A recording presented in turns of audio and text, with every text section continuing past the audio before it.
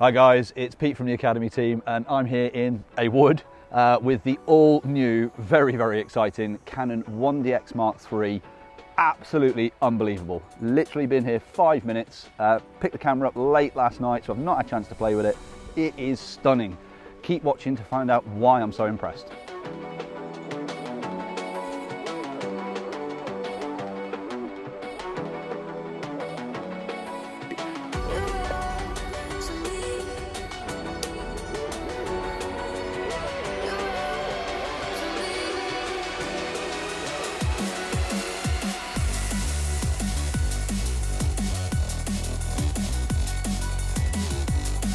Before we move on folks, don't forget to hit the like, subscribe and the bell icon to make sure you stay up to date with everything we're up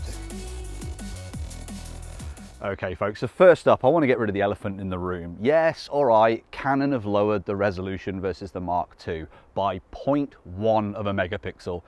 Seriously, if you're that bothered about that resolution change, this is not the camera for you. It's been designed for speed, it's been designed for performance, it's been designed to get that image out there published online as quick as physically possible, and it does not miss a beat there. So the key reason behind lowering the resolution of the camera is to increase the low light capability. Canon have got 102,400 max ISO on this camera. And the reason they can afford to do that, the reason the image quality can now cope with going much higher into that ISO range is because of that all-important 0.1 resolution drop. It makes the pixel density even better, each pixel slightly larger, and it really does cope so much better in low light than the Mark II did just from that small change.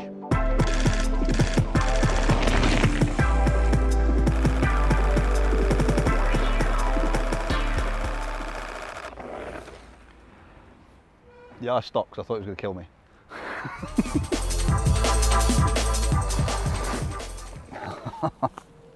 Okay folks, so one of the key things with this camera has always been autofocus. It leads the industry with autofocus performance, and the Mark III does not disappoint. How Canon have done this, I have no idea. However they did it though, it is amazing. They've managed to embed some of the mirrorless technologies into the optical viewfinder. It's like some sort of Star Trek holographic viewfinder now. You've got this amazing autofocus that moves seamlessly across and it just looks like it's floating there. There's no fixed autofocus points for you to see. They're all there, you can just skip across them. It does face detection and face tracking through the optical viewfinder. There's no need to have to stand there using the screen. There's no EVF on this camera, there's no lag. It's a true hardcore DSLR built for nothing but performance, and the autofocus backs that up 110%. All right, what we're going to do is we're going to put the focus to the test. It's got a deep learning algorithm set in here so that ideally ignores all this foreground that we're buried in and maintains a constant tracking on you as you come through. Work? Sweet. Oh! It's ripped off my leg open. Not a great shot, but it does the test. Here he comes, so it's picked him up nice and early.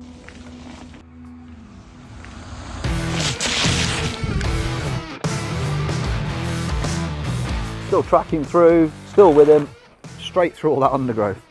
The focus points picked him up literally as soon as he cleared that corner, and despite the tree, the other tree, all this stuff that keeps smacking me in the face, didn't miss him a single beat there. That was pretty awesome. I wish I hadn't actually taken any photos and just watched the tracking. Okay guys, so we shot this sequence a couple of times now because I wasn't 100% convinced, and what I've discovered, Canon have put a deep learning algorithm into the 1DX Mark III. Now that doesn't mean that it's artificial intelligence and it learns on the job. It's pre-programmed to understand different movements, different subjects. And what I've found a couple of times is, I mean, don't get me wrong, you're not going to embed yourself in the bushes, in the trees like this. I did it purely to test the capability of this focusing. And what I'm finding is, if I pick Harry up literally in the apex of the corner, it's fine. It will track him past all the obstacles with no interruptions. If I leave it just a split second longer, it's almost like the algorithm doesn't have enough time to understand the speed, the movement, the direction of the subject. And when I get to around this central point here, it's fine here, but this central point, it just tends to drop the focus slightly and starts to pick up on this lovely little tree that keeps smacking me in the face. So, I mean, don't get me wrong, it is brilliant. And I can see myself, if I was pitch side at a football match and I've got people running backwards and forwards, it's going to understand what's going on so much easier because there's so much more time involved in obtaining that first point of focus. I mean, folks, this really isn't a negative. This does not mark against the camera at all. We're deliberately forcing it to go wrong. We know what Canon have done with the technology. We've been briefed. We understand how it's supposed to work. So I am deliberately making it go wrong. It's user more than the camera itself. Because out of the sequence of shots that we have done, the 3 or 4 times that he's been passed now, there's only one where it's missed it. Every other time has been absolutely perfect.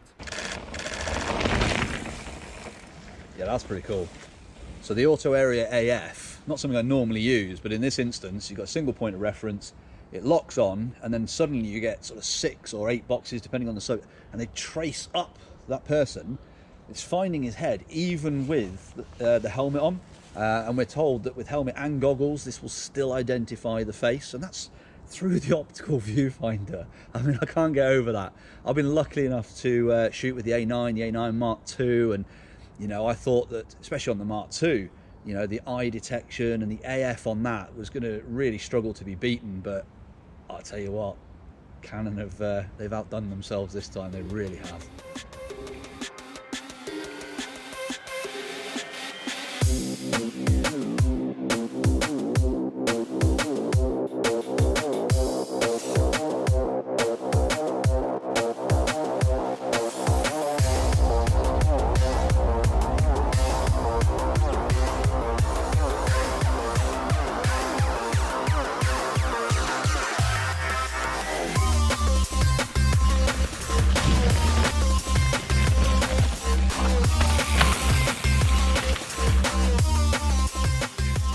So that was really cool. Can we do that again? So while Harry goes and gets set, let me just quickly run you through a few extra bits of the camera. So the autofocus has been blinding, literally, it's just unbelievable. Whether it's, you know, the optical viewfinder, I can't say enough nice things about this camera in terms of the autofocus. And I think a lot of that is driven by the dedicated Digic X processor. Canon have really stepped up the game when it comes to autofocus on this camera.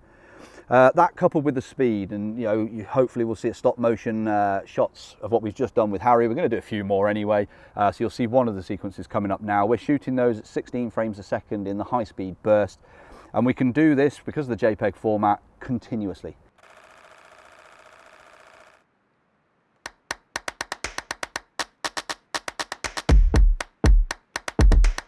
What do you think then? That was really awesome. Head on, locked on the focus, just held my finger down there, 16 frames a second, just let it do its thing, just held it continuously, and it's tracked the focus across every single jump. We've got you right in focus, getting closer and closer to the camera, up to the point where I panicked because I didn't think you were going to turn the corner, to be honest, mate. I don't know how many frames we've got there. We've got a good number of frames. There's got to be probably 40, 50 frames there of every single one is in focus. That is awesome.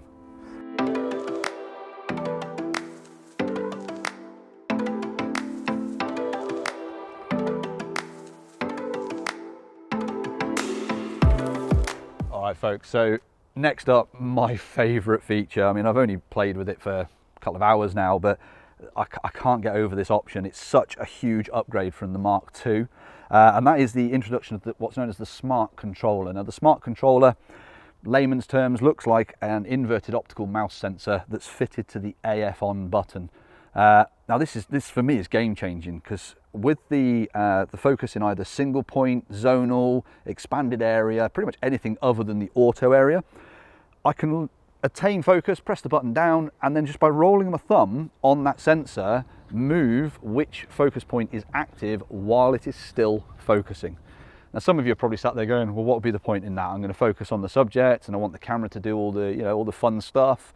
For me, I mean, if I'm shooting football, for example, and I want to switch from player to player, I don't want to have to constantly lift off, reobtain focus, or try and move the camera around too much. I might have a beautiful setup, you know, we've got lovely sunsets going on at the moment. I just want to be able to go, right, I'm locked on that player, but now I want to keep focus and drag it to that player, or that face to that face, you know, car to car at the track. The ability just to roll your thumb on that sensor and change that focusing point with live AF, I mean, why we didn't think of this 20 years ago, it absolutely changed the world of photography. It is unbelievable.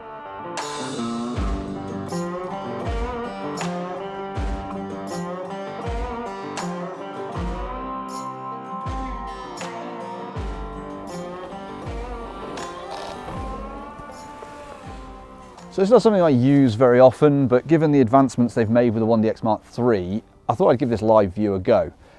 Largely for the 20 frames a second. You probably heard I didn't use 20 frames a second there. It's quite often difficult for me just to continuously rinse a memory card like that. But mainly just to see what the key difference between autofocus performance was.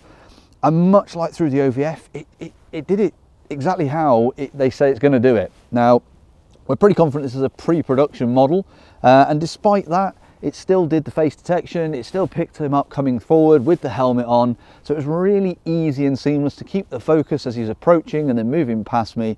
And had I had the want and desire to, I could have just literally held my finger down on there, and you're just going to get that constant machine gun of 20 frames a second, non-stop. We're in JPEG, unlimited buffer.